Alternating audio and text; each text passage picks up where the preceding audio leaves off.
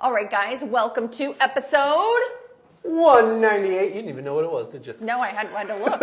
I don't know what it is. The sheet tells me what it is. The sheet tells us. Oh my goodness. Okay, we are going to dive right into some questions. Dusty, sit. Nope, out. I like how he listened to you. He listened after looking at you, and you didn't acknowledge him. Yeah, he often doesn't listen to other people, which is something I Well, like also, about him. I like to talk sweet to like all of our like trainer dogs, and whenever I talk sweet to him, Bethany's like, "Oh no, he's a real dog. You tell him what to do, and you sound mean when you do it." Yep, that's He requires Dusty. it. He's a border That's collie. what I love about him. Okay, guys, you guys can submit questions through direct messages. Yep. And you can comment questions on the videos. We try to pick those up all the time, especially on YouTube. I'm going to start with whining? Rex the Bearded, and it was on one of our YouTube videos that was about should you check in on your puppy during crate time? His response to it was, need tips on how to properly crate train my pup. He's 2 months and doesn't really want to leave me alone, and he's a Frenchie mix, so I know a little about them, but not much. If anyone has any advice on how to handle this situation, differentiate the cry for attention from crying for the restroom. That does take time to figure out. It takes a few days to notice the difference. Yeah. One thing we always recommend, and if you've been here, and I've recognized your name, so I know you have, you are already on the schedule, and if you're not, shame on you, because you know I'm going to tell you that. You got to get him on a schedule. If he's 2 months old, 8 weeks old, I mean, gosh, you're probably only doing about 1 hour in the crate and maybe like 20 to 30 minutes of free time out of it. Mm-hmm. And that's not because you don't want to spend more time with him. That's because he can't mentally and maturity-wise handle too much time out of the crate without getting overstimulated, a little bit of cranky. Have some activities when he comes out of the crate. First thing he does coming out, we take him outside to his potty area. I put him in the spot I want him to go. 8 weeks old, you may not be going outside. If you're using a potty pad and he's not hitting the potty pad every time, get a little playpen, and you can literally set the playpen in a tight square just to fit the perimeter, the diameter of the potty pad. Bethany's kind of a stickler for this too. She always recommends doing like a triple, like 1, overlap 2, third one goes behind those for 3, so they're overlapping, and they're slightly going outside the playpen in case he pees and it kind of leaks out. It just catches it, makes your cleanup job a little bit easier. And you're going to set him in that playpen. This is going to sound weird. I want you to even keep a leash on him. I know it sounds weird. I do this for Frenchie's young because they tend to bite the crap out of the leash when they don't want to do something. I just get them used to it, and then after leash goes on, they go in the playpen. I just kind of hold it while standing next to them because that's what I'll be doing outside in 8 weeks when I have a 16-week-old. Yep. And eventually they potty. Good boy, good potty after the final drop has left him. If you want your potty training still, give a treat for that if you're doing that. Bring him out, and then you guys have your free time. Walk, play, training. You got a bunch of stuff you can do, and all of that is in our online school if you want to get a little bit more information about it. Yep, I agree. I'm going to jump into some questions that we had off of a video of you that's doing well. It is how on TikTok, I'm sure it's on Instagram too, probably set up the same way. How long should a puppy stay in their crate? Man, people are always arguing with us about this. People love to argue about crate stuff though. Okay. Crate stuff is so vast and there's so many different opinions. We love the crate arguments. Wait, I want to go to the video too. How do I go to the video? She actually showed you all of where it was. I'm not going to re-show you. Okay, I think this little newbie has had it. He's watching like dogs go by and stuff. He's like, I want to be part of the new mic, action. all they hear is, that's literally right in the mic. Okay, someone says, the Irish cottage, how cute.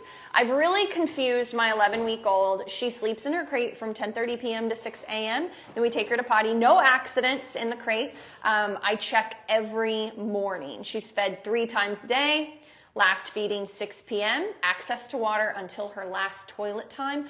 I would remove that part of it if you're struggling with potty issues. We typically remove water 3 hours before bedtime. And if we play with the puppy, that young, if we play with the puppy, just give them a piece of ice in a bowl. And if they're like really trying to get at it, they'll get a little bit of water. They'll be okay.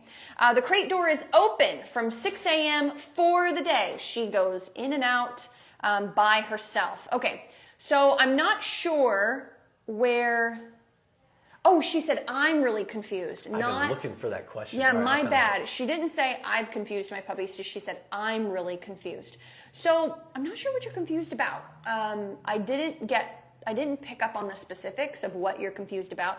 If it's because we say shut the door on the puppy, I mean, that's because we don't want puppies chewing wires, chewing baseboards, getting frustrated for those things. We want the puppy to learn how to go to their spot, a small spot, and sleep without any distractions, without hearing me move around. If the crate is in the living room, like it's put away and the puppy is going for a nap. There are so many reasons why that is useful for most people. If you live in more of a rural area and the puppy is going to spend a ton of time outside and it's not more of an inside dog. I mean, there are definitely exceptions to put your puppy away several times a day during the day. There are definitely lifestyles that's an exception to, but in general, that's why we say that.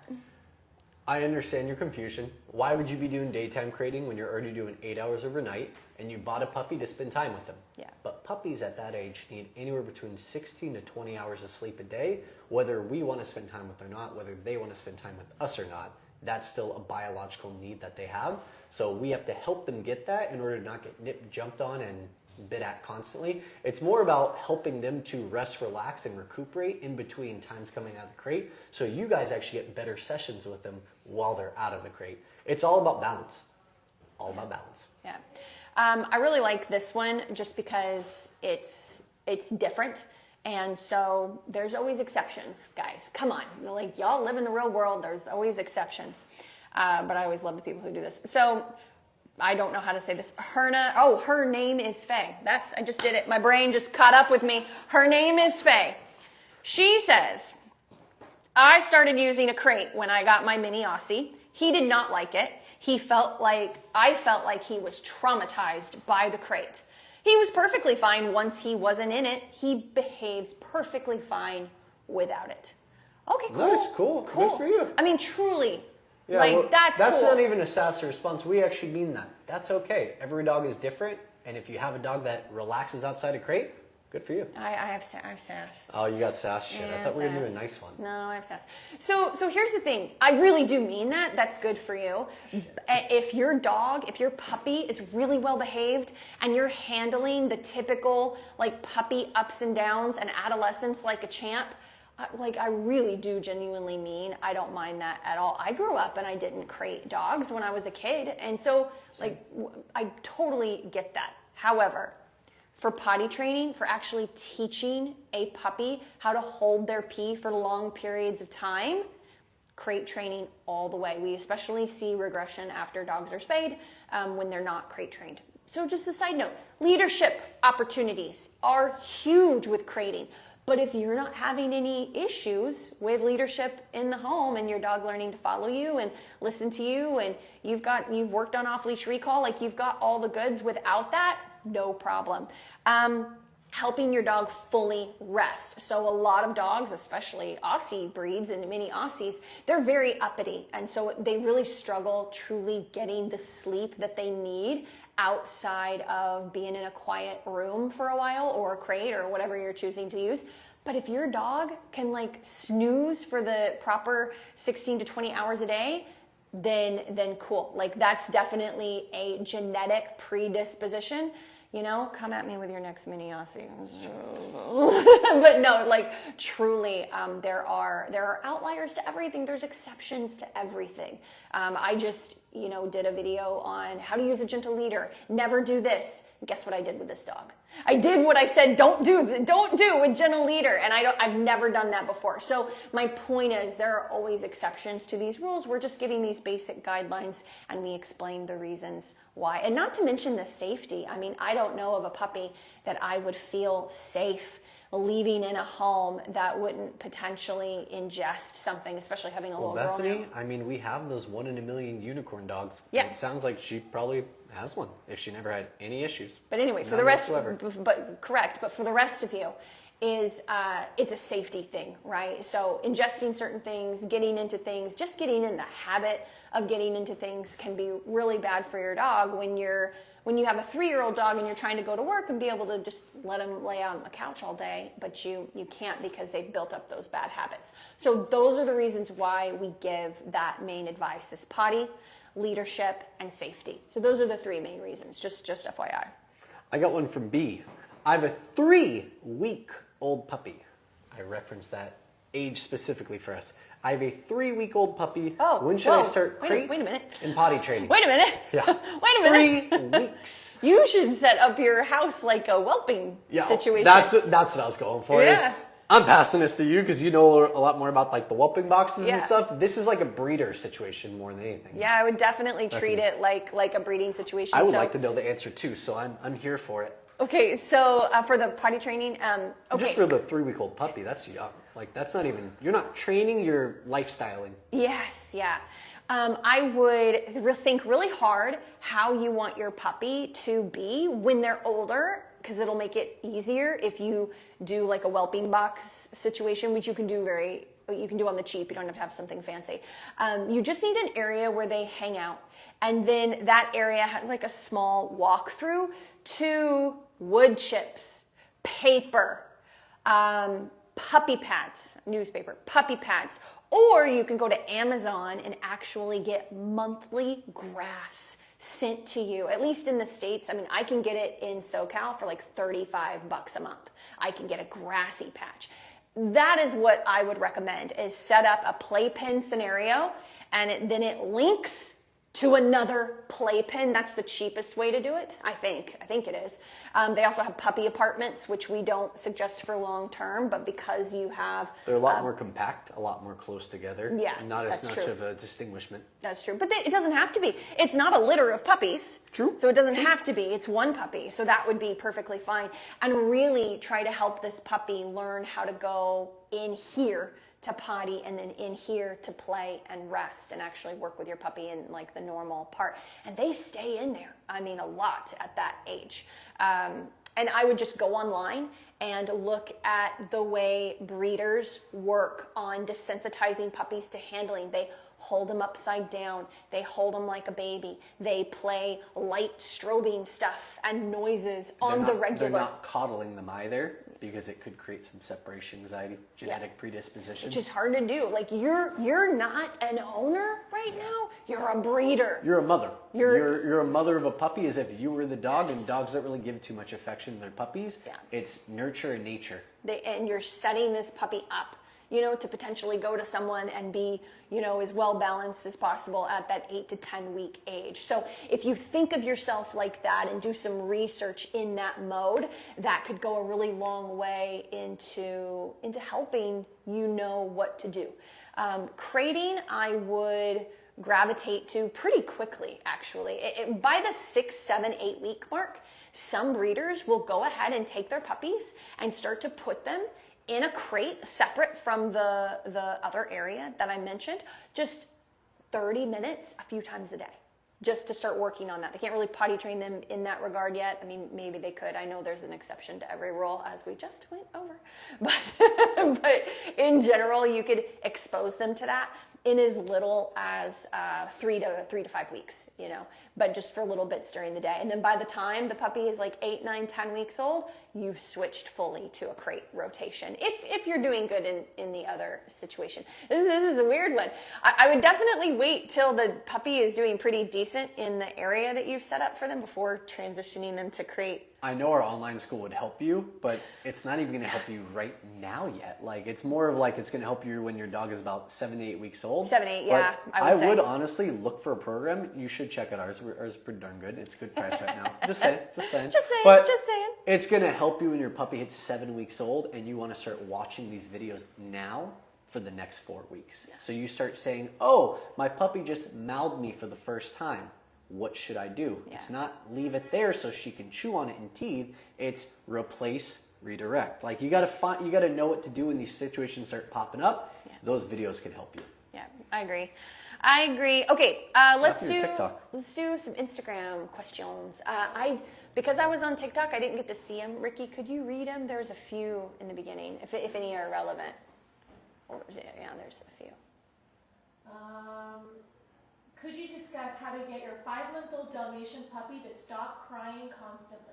5-month-old Dalmatian puppy to stop crying constantly? Tough. They tend to be a pretty anxious breed as puppies. Yeah, till like 9 months old. Yeah, they're not like Weimaraner level, but they're like in this. I actually think they're worse than Weimaraners. You do? I think they're way worse. Is that because they're more pushy and strong-willed. Weimaraners tend to be like that inside the crate when enclosed. Okay. Dalmatians tend to be like that outside the You're crate if you're right. not paying attention. You're right. He's right. It's different. It's That's like right. the opposite, but I think Weimaraners are way worse in the crate. In general, than yeah. a Dalmatian No, would be. I agree with that. But we don't know if it's crate or outside of crate.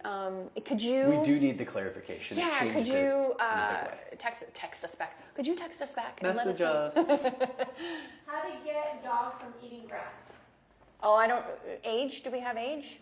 If it's a dog 6 months and older, and you feel like you've put in the foundation, you've done the sit down stay, they can do it on the sidewalk in front of your home. They can do let's go turns and take food. If you've done the foundation, just get something with head control and train them on that. That would be my suggestion. Otherwise, you need to create a food maniac to counteract that and be watching them constantly, which I've absolutely done with a dog. Did that with my little dog Happy when she was younger, and it had some positives and it had some negatives to doing that.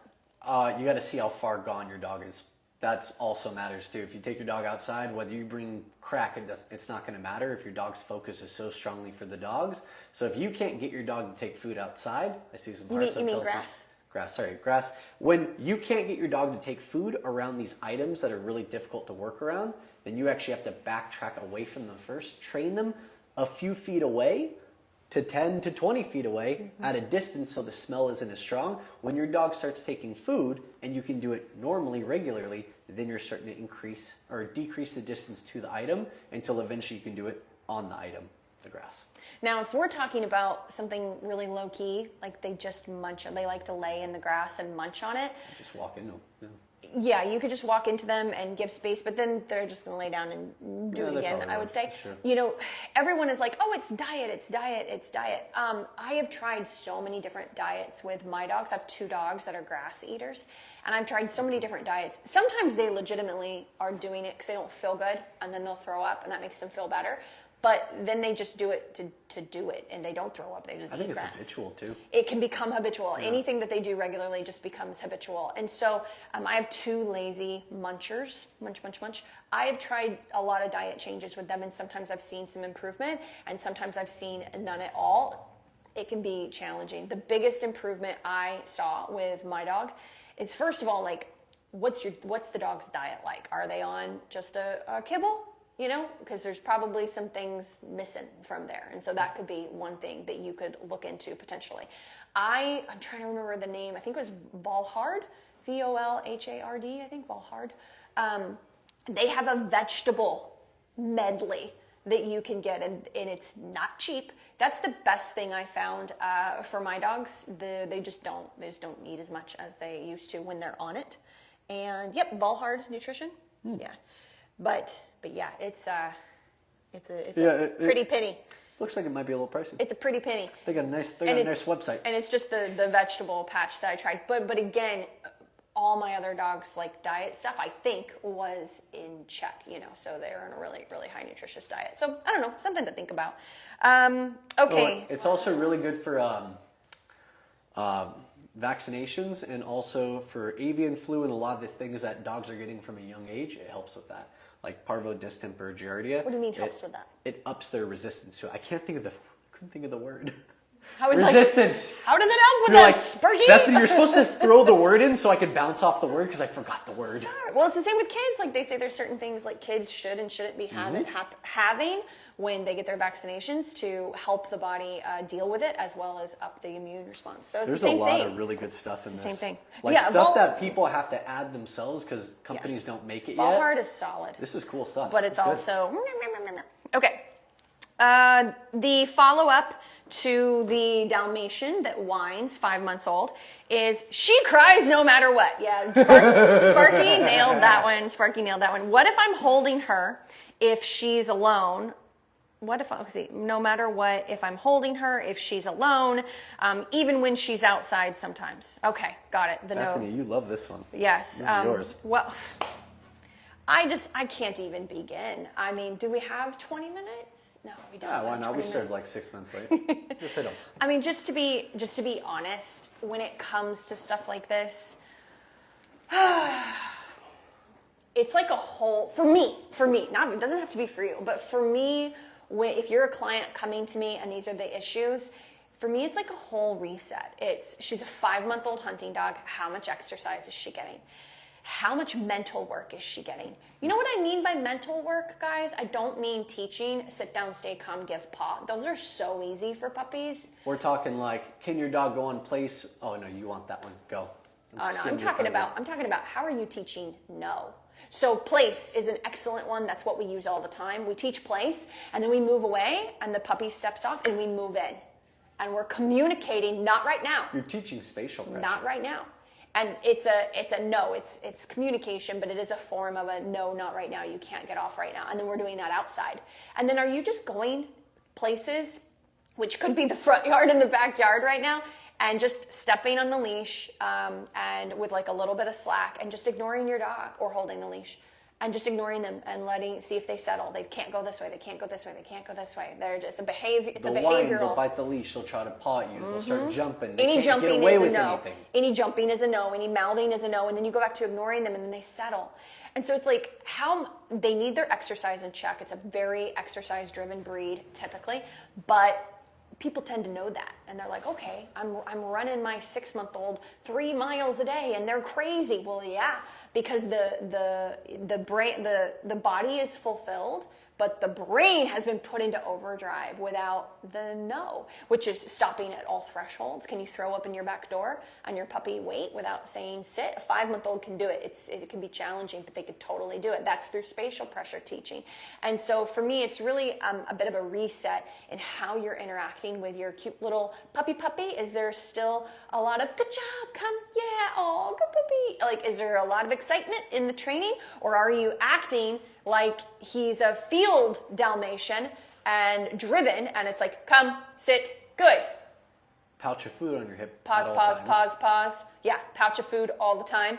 Good, reward. Like, what are most of your interactions like with your puppy? Because if they're mostly this on the softer side or the excitement side, nothing can save you.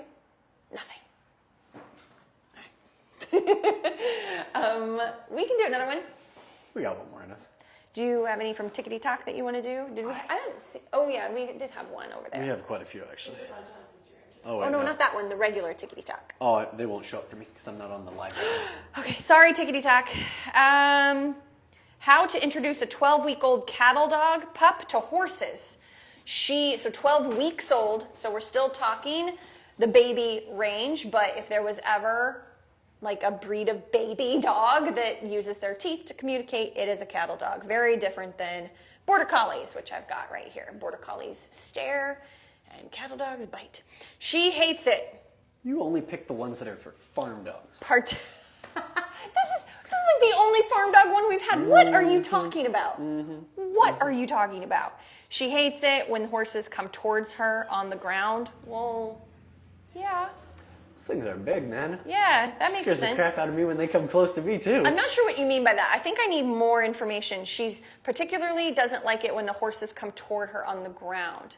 That makes perfect sense to me. So if you mean she's not social and doesn't walk up to the horse as it's walking up to her to touch noses, my personal opinion is like this breed isn't geared towards that.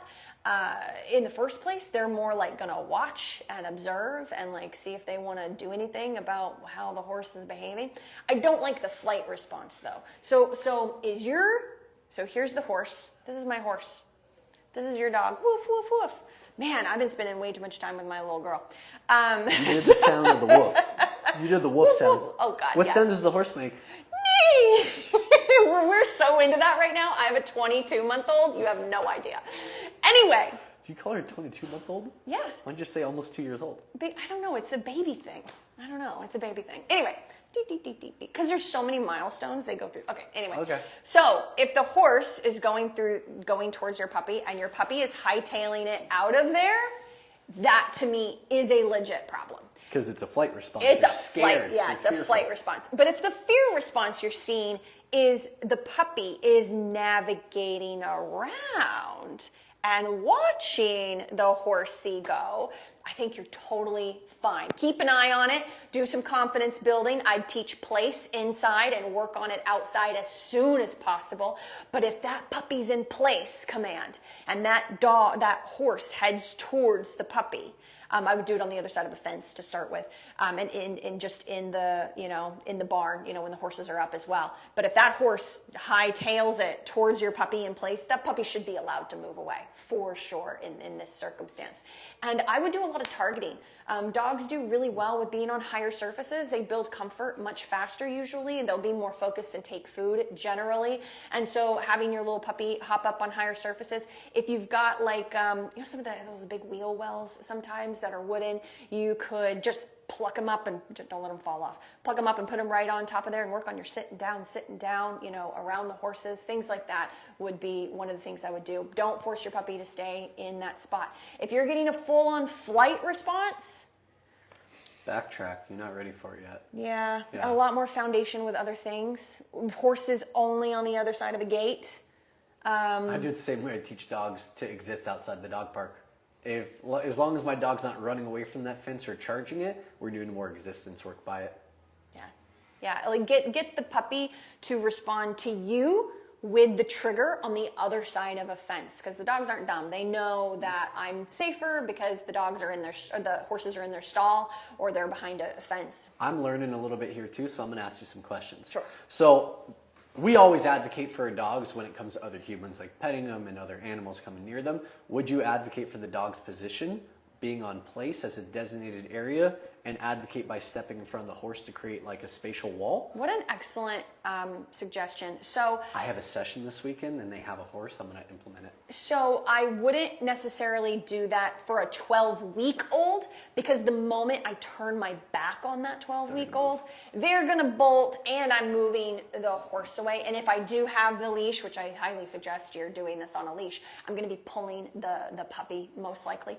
But if you're not getting a full flight response and you're just getting a slightly nervous, slightly unsure, overly inquisitive, get out of the way kind of dog puppy, absolutely, you can tell the horse to like move on. It's not the same as it is with dogs. I figured as much. They're flighty. Takes a little bit more probably spatial. Well, it depends on the horse. They're more flighty, and so you're not like moving in strongly like you would to reset a dog. You're just walking into them and just kind of go on. And if they're sensitive, they will turn and go away. If they're not sensitive, they'll come right up to your hand and make you push them. So either way, you don't want to like charge in the way we do with predators, the way we do with dogs to a horse, because they're flighty.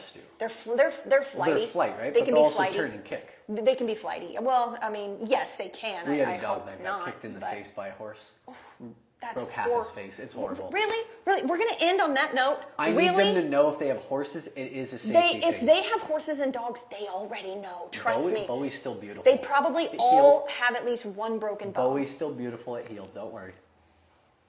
Okay. All right. Have a wonderful week, guys. We'll see you next week. Anyway, guys, so glad to have you here. Talk to you later.